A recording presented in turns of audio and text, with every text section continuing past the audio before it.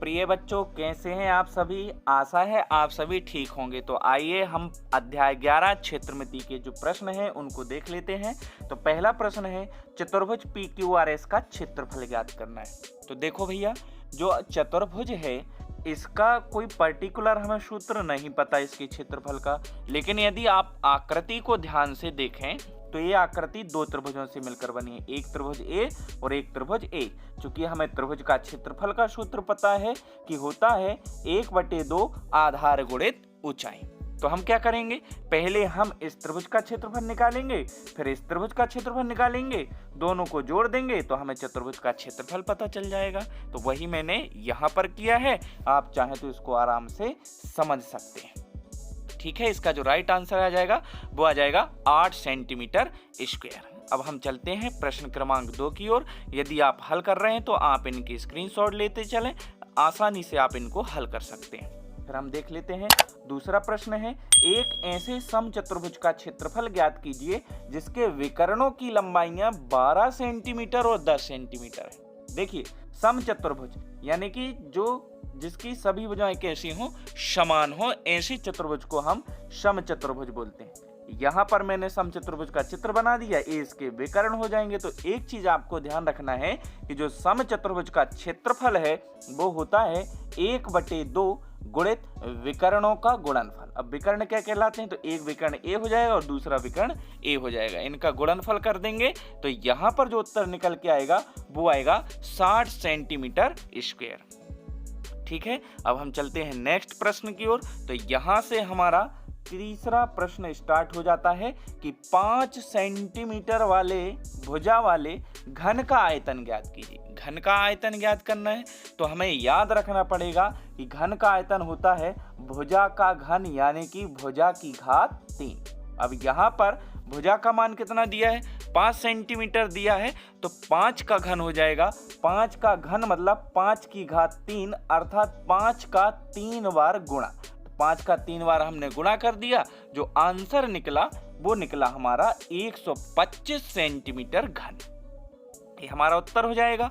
अब हम चलते हैं प्रश्न क्रमांक 4 पर।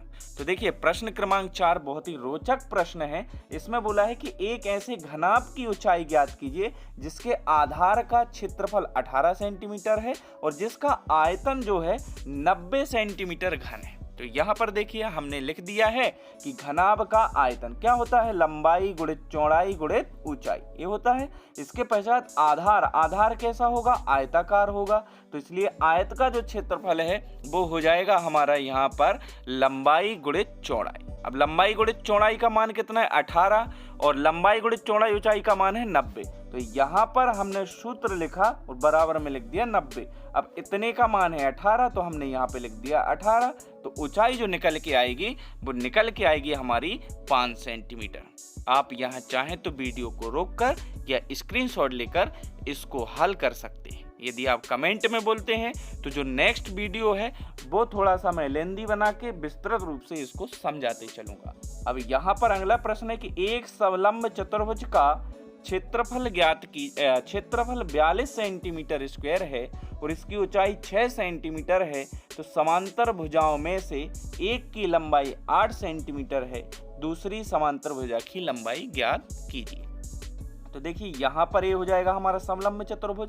इसकी ये भुजाएं कहलाती हैं समांतर भुजाएं। समांतर भुजाओं का एक जोड़ा कहलाता है। ठीक है, ये दोनों समांतर हैं। इसमें मान लीजिए हमें एक बता दी गई है कि एक 8 है, तो दूसरी ज्ञात करनी है, दूसरी नहीं पता तो हमने मान ली x है। तो यहाँ पर मैंने लिख दिया कि माना दूसरी की लंबाई x है। अब आपको सूत्र याद रखना पड़ेगा कि समलंब चतुर्भुज का जो क्षेत्रफल होता है वो होता है 1/2 गुणित समांतर भुजाओं का योग गुणित में हो जाएगी ऊंचाई। अब आप बोलेंगे कि ऊंचाई कहाँ होती है समलंब चतुर्भुज में, तो समलंब चतुर्भुज ए हो गया, इसकी यहाँ तक कीजिए हम इसको ऊंचाई मान लेते हैं। ठीक है, इसको जब हम सॉल्व करेंगे तो यहाँ पर जो आंसर निकल के आएगा हमारा वो आंसर आ जाएगा 6। ये लिखा हुआ है हमारा आंसर 6। ठीक है, यदि अभी तक आपने वीडियो को लाइक, चैनल को सब्सक्राइब नहीं किया है तो चैनल को सब्सक्राइब जरूर कर लें और बेल नोटिफिकेशन जरूर दबा लें ताकि जो नेक्स्ट वीडियो डले वो आपको आसानी से प्राप्त हो सके। आइए नेक्स्ट प्रश्न देख लेते हैं। प्रश्न क्रमांक 6वां, एक ऐसे बेलन की ऊंचाई ज्ञात कीजिए जिसकी त्रिज्या 14 सेंटीमीटर है और पृष्ठीय क्षेत्रफल जो है 1936 सेंटीमीटर स्क्वायर है। तो यहाँ पर देखिए, चूंकि बेलन की ऊंचाई ज्ञात करनी, तो ये हमारा बेलन हो गया, मान लीजिए इसकी हमें ये ऊंचाई ज्ञात करनी है, ये ऊंचाई कहलाती है। ठीक है, यहाँ पर पृष्ठीय क्षेत्रफल का सूत्र हमें लगाना पड़ेगा। तो आपको पृष्ठीय क्षेत्रफल का सूत्र याद करना होगा 2πr/h। ठीक है, इसके पश्चात बेलन का वक्र पृष्ठीय क्षेत्रफल आपको दिया है तो हम यहाँ लिख देंगे, इसके नीचे सूत्र के पश्चात मान रखेंगे। मान के पश्चात जब हम इसको हल करेंगे तो जो हमारा आंसर है वो निकल के आ जाएगा 22 सेंटीमीटर। आप इसका चाहें तो स्क्रीनशॉट ले सकते हैं। आइए थोड़ा सा इसको व्यवस्थित कर लेते हैं। मैं आगे निकल आया हूँ, यहाँ से हमारा व्यवस्थित हो जाएगा। प्रश्न क्रमांक 7, इसमें मछली घर आपको दिया गया है, इसके बारे में आपसे जानकारी पूछी गई है। तो यहाँ पर इसका जो मैंने क्षेत्रफल निकाला है वो यहाँ पर लिख दिया है। तो आप इसका स्क्रीनशॉट ले लें। यदि आप बोलेंगे तो इसको मैं व्यवस्थित रूप से अगले वीडियो में लेंदी रूप में समझा दूंगा। तो यहाँ पर जो इसका आंसर निकलेगा वो निकलेगा 8600 सेंटीमीटर स्क्वायर। आप इसका स्क्रीनशॉट ले सकते हैं या वीडियो को रोककर इसको हल कर सकते हैं। इसके पश्चात हम चलते हैं प्रश्न क्रमांक 8 पर। तो प्रश्न क्रमांक 8 है कि एक घनाभ की विमाएं इतनी है, इस घनाभ के अंदर 6 सेंटीमीटर भुजा वाले कितने छोटे घन रखे जा सकते हैं। तो देखिए भैया, किसी भी वस्तु में कितनी चीजें रखी जा सकती हैं, तो केवल उसके आयतन के बराबर ही वस्तुएं रखी जा सकती हैं। जितना वस्तु का आयतन होगा उसमें उतने ही आयतन वाली वस्तुएं रखी जा सकती हैं। तो मैंने यहाँ पर बोला है कि n घन रखे जा सकते हैं, नहीं पता था, हमने मान लिया कि n घन रखे जा सकते हैं। तो हमने क्या किया, n घनों का जो आयतन हो जाएगा वो कितना होगा, घनाभ के आयतन के बराबर। फिर इसके पश्चात इसको हमने सूत्र में मान रख के सॉल्व कर दिया। तो इसका जो राइट आंसर निकला वो निकला 450। आप भी इसको हल कर सकते हैं। इसके पश्चात हम चलते हैं अगले प्रश्न पर।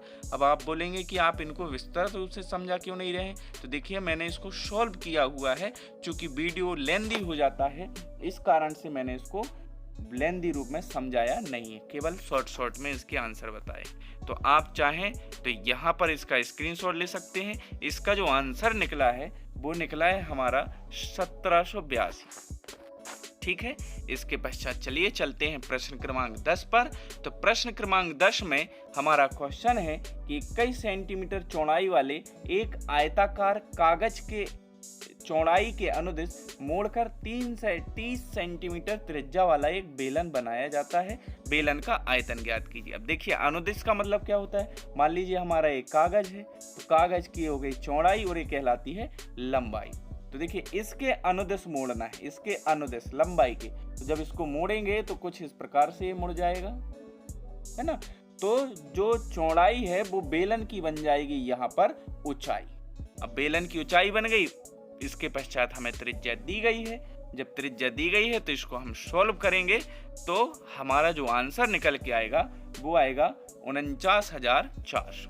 इसके पश्चात यहाँ पर हमारे सभी क्वेश्चन पूरे हो जाते हैं। वीडियो कैसा लगा कमेंट में जरूर बताइएगा, और यदि चैनल पर नए हैं तो चैनल को सब्सक्राइब जरूर कर लीजिएगा। धन्यवाद।